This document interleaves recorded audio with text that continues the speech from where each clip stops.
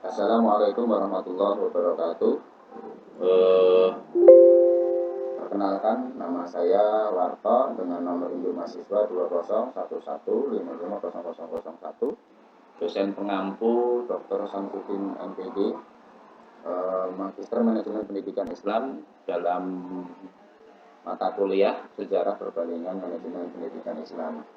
Baik, Bapak Ibu sekalian, kami akan mempresentasikan berkaitan dengan tugas kami yang ke-8 berkaitan dengan judul tesis kami yang judulnya Strategi Kepemimpinan Kepala Sekolah Perempuan dalam Meningkatkan Kinerja Guru di SDIT Al-Kausar. Pendahuluan, kemajuan suatu sekolah dengan sekolah lain tidak sama. Ada sekolah yang memiliki sejumlah prestasi, ada yang tidak punya. Kemudian ada sekolah yang memiliki fasilitas lengkap, ada juga yang tidak punya. Bahkan ada sekolah yang mempunyai manajemen yang bagus, yang baik, ada pula sekolah yang memiliki manajemen yang kurang baik.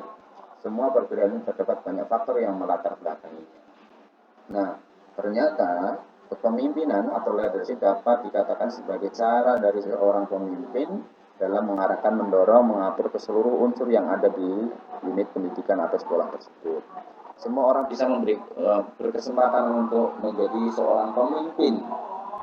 Di antaranya juga seorang perempuan atau wanita yang memimpin sebuah lembaga.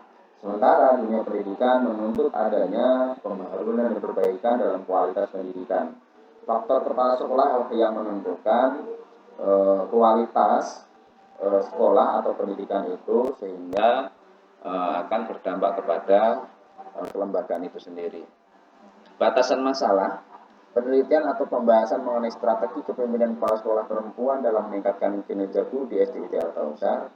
Penulis batasi adalah pada yang pertama, manajemen kepemimpinan kepala sekolah perempuan di SDIT Al-Kausar. Kemudian yang kedua, strategi kepemimpinan kepala sekolah perempuan dalam meningkatkan kinerja guru di SDIT Al-Kausar. Tujuan dan penelitian. Tujuan penelitian yang pertama untuk mengetahui langkah strategis kepemimpinan kepala sekolah perempuan dalam meningkatkan kinerja guru di SDIT Al-Kausar. Untuk mengetahui kendala yang dihadapi dalam rangka meningkatkan kinerja guru di SDIT Al-Kausar.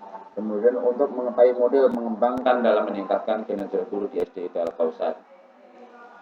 Kegunaan penelitian, adapun kegunaan penelitian dalam proposal tesis kami ada dua, yaitu kegunaan secara teoritis dan secara praktis. Secara garis besar, kegunaan secara teoritis yang pertama adalah substansi penelitian ini untuk memberikan teori-teori dan konsep tentang kepemimpinan perempuan di sebuah lembaga pendidikan.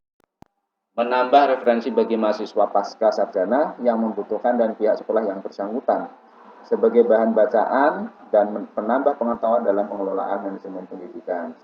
Kemudian kegunaan penelitian secara praktis berguna untuk menambah wawasan bagi kepala sekolah dan guru yang ada di SDIT Al-Kausar.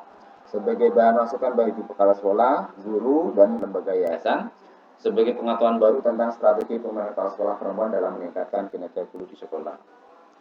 Sistematika penulisan dalam pembahasan ini, ya, kami penulis memaparkan sebagai berikut. Pertama, pendahuluan yang memaparkan dari latar belakang, identifikasi masalah, batasan masalah, rumusan masalah, tujuan dan manfaat penelitian, kajian yang relevan, ditutup dengan sistematika pembahasan yang dipakai sebagai pijakan dalam pembahasan tahap berikutnya.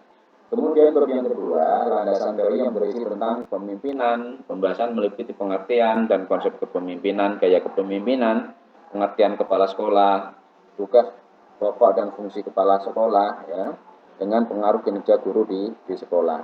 Kemudian bab ketiga membahas berkaitan dengan metodologi penelitian yang menguraikan tentang jenis subjek, waktu, penelitian populasi, teknik pengumpulan data, mencakup angket, wawancara, dokumentasi, dan lain sebagainya.